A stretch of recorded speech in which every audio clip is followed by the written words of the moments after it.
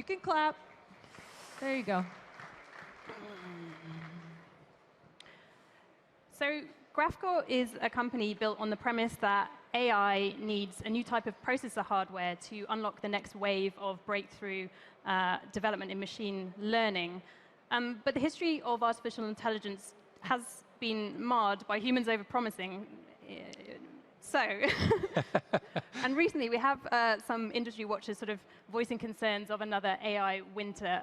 If, again, the hype, we don't live up to the hype, basically. So high hopes and high stakes for your startup, really.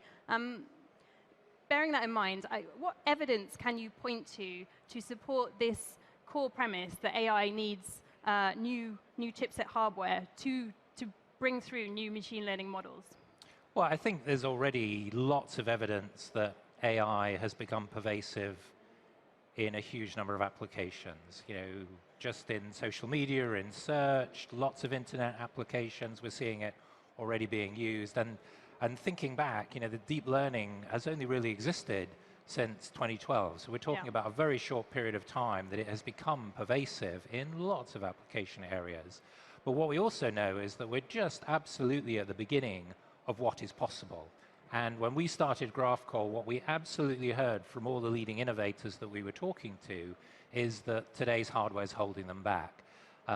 What you're trying to do in machine learning is probabilistic computing rather than definitive computing. You're not telling the machine what to do step by step. You're trying to learn from data. The data structures are very, very different.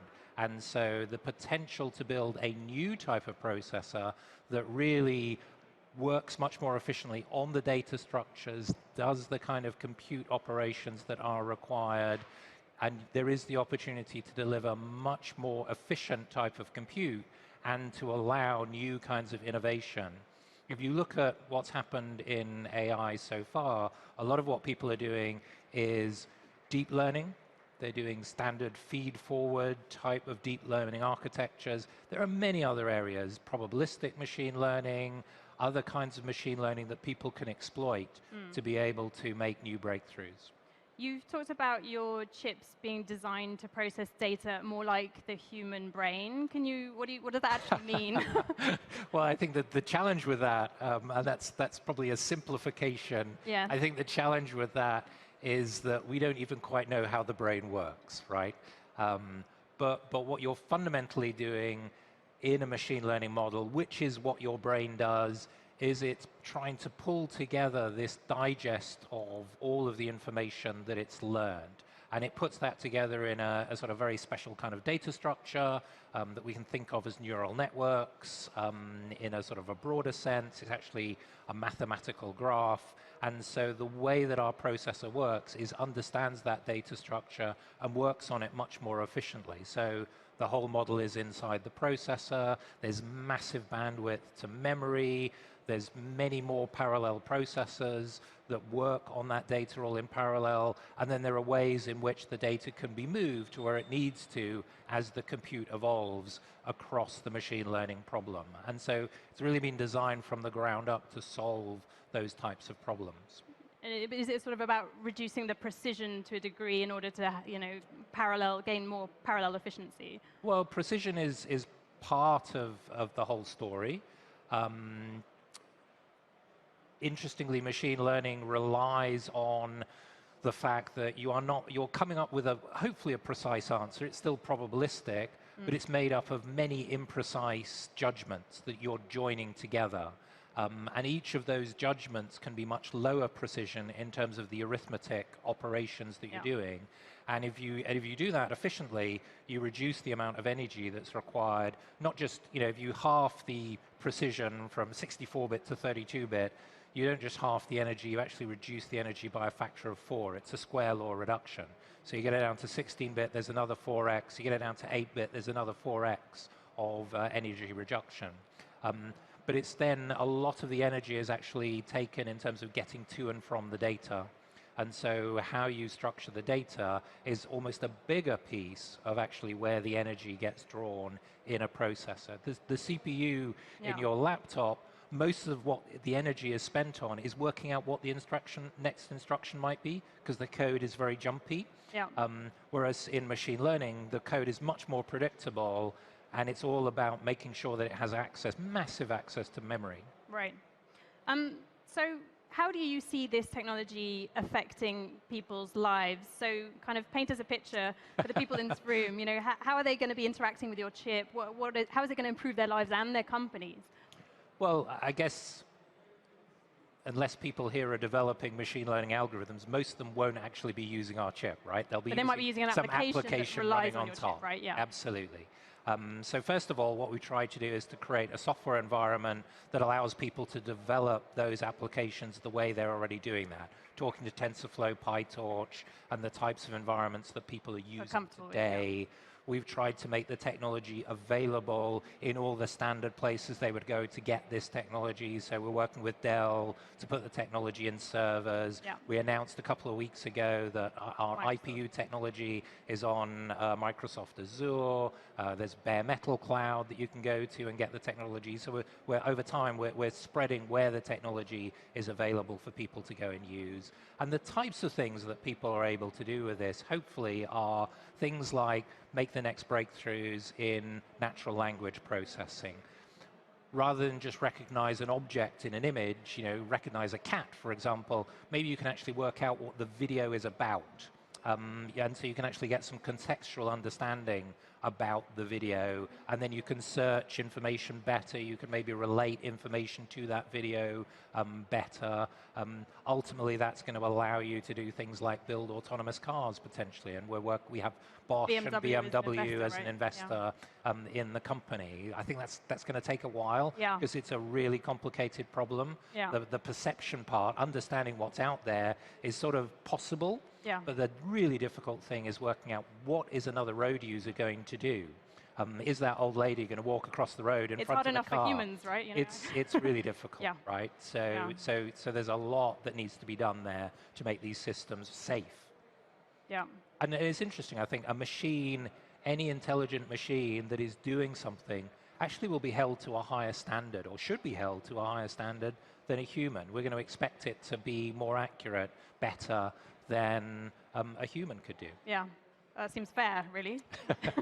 I want to talk a bit about the competitive landscape here, because from the outside looking in, it already looks like a very kind of congested market. We've got chip giants, we've got tech giants like Google also doing sort of similar stuff, and dozens now of startups like yourself.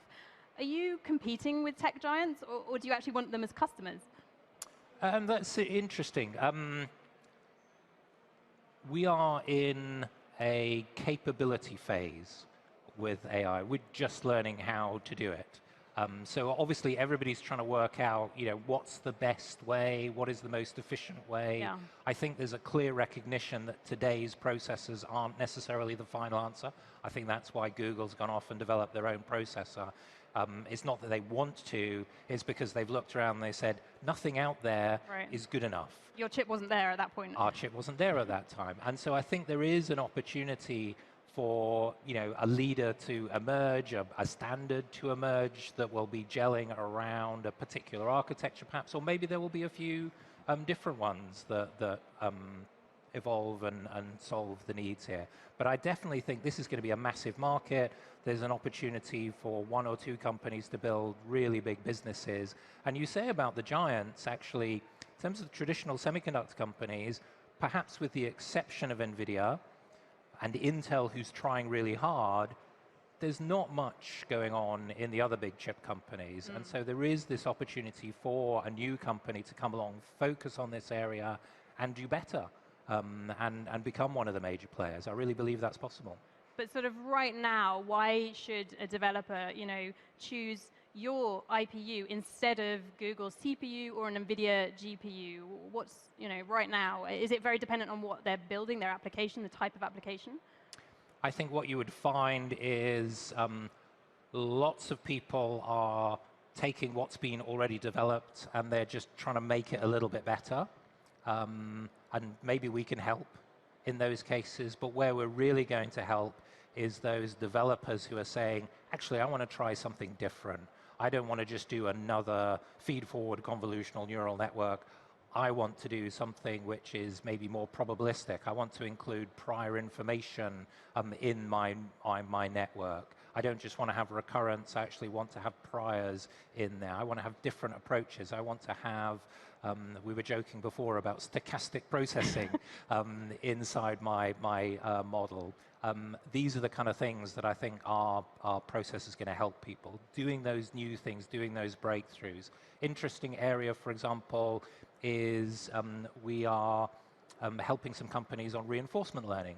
Reinforcement learning has been held back because it needs very fast computing, low latency, to be able to work efficiently. And today's processes don't support that very well. Yeah. We can show some really big breakthroughs there. We're helping some finance companies help to predict what's going to happen with stock. And to do that, they need to have, the events are all interrelated. This happens in the market and it causes these knock-on effects. And so we can help people solve those problems. And that sounds kind of slightly trivial. Oh, people making more money trading stocks. But that problem is exactly the same problem that you've got in a video. Yeah. Something happens in a video and that causes a knock-on effect of other things related to it. And so the same problem that we're solving there for the financial companies that they can see very quickly, those same techniques can be applied into lots of other really interesting applications that will be very beneficial. Do you work with governments at all as customers? We don't work with governments directly. No. We are working with big players, Dell, law enforcement? Microsoft. We're not working with law enforcement. Nothing like that, no. Again, at the end of the day, this sounds maybe like a bit of a cop-out, but we're building a tool. We're making a tool. People are going to use our tool for different things. We would love to be part of the conversation to say, look, these are the values that you should have. This is how we should use the tool. But at the end of the day, if we put our tool out there, through layers of customers, this might get used by lots of different people for lots of different things. There's going to be lots of good stuff that comes from that, but there are some dangers here, right? And so I think as a society, we have to think about that and think about, how we put in place some regulation, do that appropriately so that this technology can be used in positive ways, and we limit how much they might get used for negative things. So you would support regulation around AI, for example?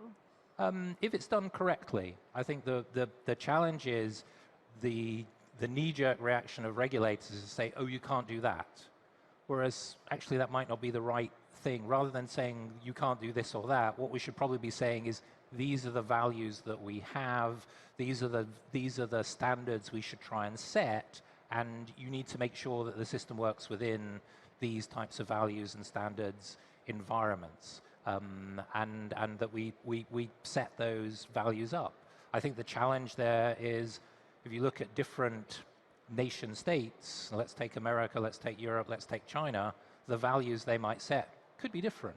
And so we need to be careful that maybe in Europe, where we're very focused on ethics, we don't end up putting in place false restrictions that hold European companies back from what could be done. But do you feel a kind of personal responsibility to society, building a technology that is accelerating AI and could be used for, negative causes, maybe for weapons, maybe for supercharging surveillance capitalism? Yeah. Do you personally feel a responsibility? Well, I think, of course, but I think it's also really difficult to predict what might come later. I always use the example, imagine, back in the day, somebody walks in the cave with this wild dog and they say, look, I brought a wild dog, I'm going to train it to help us hunt. Somebody's going to say, oh, it's going to kill me. Somebody else is going to say, oh, it's going to take my job. There's always issues with these things in terms of how these tools get used, how they get applied, and we need to put some, maybe put some controls around it, maybe put some regulation around it, but at the end of the day, there's lots of good that comes from this. I always think about the fact that 250 years ago, there or thereabouts, we started to mechanize power. We built steam engines, and then steam engines became more and more efficient, and internal combustion, and then jet engines. We learned how to generate electricity, as a result of engines, and it's transformed our lives over the last 250 years. There's been some good things, there's been some bad things, but overall, the trend has been positive. Now, we're just starting to mechanize intelligence. I think there's going to be another, incredibly interesting period of time, and we're going to have to be careful. We're going to have to think about how this new capability gets used, but the potential for good is enormous, and we need to make sure that we can capitalize on that. But it seems like in Europe at least, there is a push towards regulation quickly because of the very powerful potential for misuse, right? No, I think that's right. I think there's, like you say, there's a big focus in Europe, but I think one of the dangers you have is unless Europe is successful in AI, they won't even have a voice at the table. Unless we are one of the innovators, unless we're one of the people bringing the new breakthroughs and the new technologies, why would the US and China even listen to us?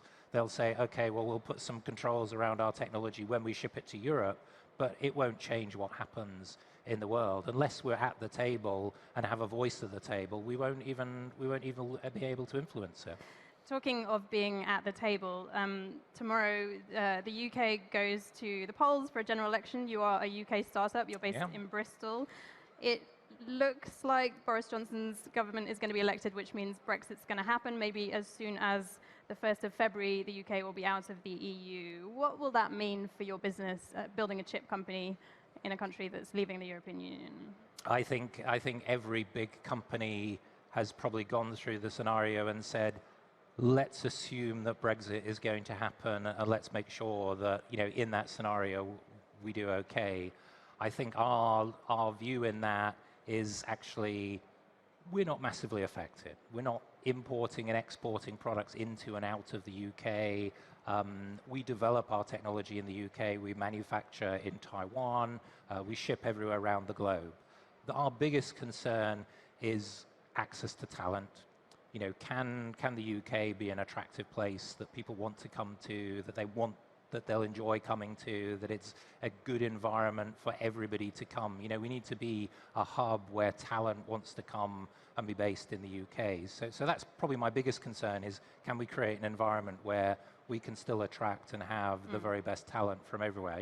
I always have the view, a company is just made up of the people inside it. And I make the company worse by hiring people that are worse than me, obviously. But I also make it worse if I hire people that are all the same. I need people who are different. I want people who are better. I want people who are smarter. But I want people with a different viewpoint, come from a different background, have different ideas, because that's actually how we'll make a better company. And so diversity and the ability to have lots of diversity, super important in a company and in a country. Are you a Brexit supporter? No comment. Wise, very wise. Never comment. We're heading towards time, but a few more quick questions. The US trade war with China. One of your investors was on the stage earlier, Atomico, and they said that's actually an opportunity for you as a European chip company. I think it's an opportunity for all European companies. Yeah. I think somehow if we can create the ability to look east and to look west and build businesses in both of those environments, we can have trusted relationships in China. I think there are cautions that we need to think about in terms of how our technology might be used, but generally speaking, I think we've got the ability to build those trusted relationships in China, and of course, we can continue to build business in the US. And maybe it will be harder for US businesses to have those kind of trusted relationships in China for a period of time. Yeah. I personally believe we're going through a phase of rebalancing, and there'll be some clashes for a period of time, and it will get sorted out. But there's a period of time where there's an opportunity for all European companies to look east and to look west and build business in both areas. Almost out of time. One last curveball for you. We're seeing some exciting developments in quantum computing. Absolutely. I wonder, do you worry that might be the next computing paradigm and AI as sort of a footnote? No, actually I don't. I think there's a lot more for silicon to do. I think ultimately what happens is the way in which we build transistors will change. We'll end up using different materials, and we'll come up with different kinds of transistors to switches, basically, to build computers. We're actually working with a leading university. They're using our IPUs to do experiments to try and work out what some of those materials could be. Right. I think we're going to be continuing to use silicon computers for the next 15, 20 years, and so we have the chance in that time to build a big company, and then maybe we can invest in quantum or whatever comes next. All right, wonderful. Nigel, thank you so much. It's been a No pleasure. Thank you.